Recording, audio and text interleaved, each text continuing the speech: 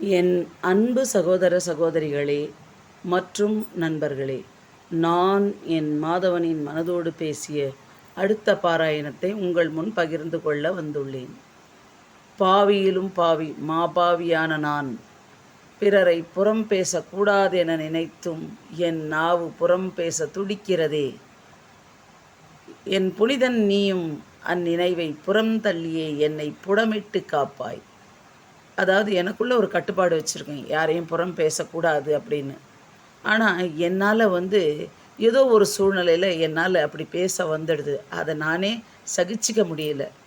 அதனால தான் அந்த மாதிரி நினைப்பை எனக்கு கொடுக்காதீங்க அப்படின்னு நான் அவர்கிட்ட மன்றாடுறேன். ஏன்னா அது நல்ல ஒரு செயல் கிடையாது. எனக்கே அது வெறுப்பாக இருக்குது.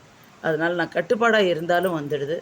அதனால் அது எனக்கு மாற்றி என்னை புடமிட்டு என்னை தங்கம் போல் மாற்றுங்க. இந்த குணம் எனக்கு வேண்டவே வேண்டாம் அப்படின்றது தான் அவர்கிட்ட நான் கேட்டுக்கிறது. நான் உங்ககிட்ட ஒரு விஷயத்தை மறுபடியும் சொல்லிக்க விரும்புகிறேன். இது அனைத்தும் என்னுடைய எண்ணங்களும் எழுத்தும் தான், வேறு எதுலேயும் இருந்து இது வந்ததல்ல. இதை படிச்சிங்கன்னா உங்களோட நீங்கள் இதை வாசிக்கும்போது உங்களோட மனசை பிரதிபலிக்கும். யார் வாசித்தாலும் அவங்கவுங்க மனநிலையை பிரதிபலிக்கும். அந்தந்த தருணத்தை பொறுத்தது.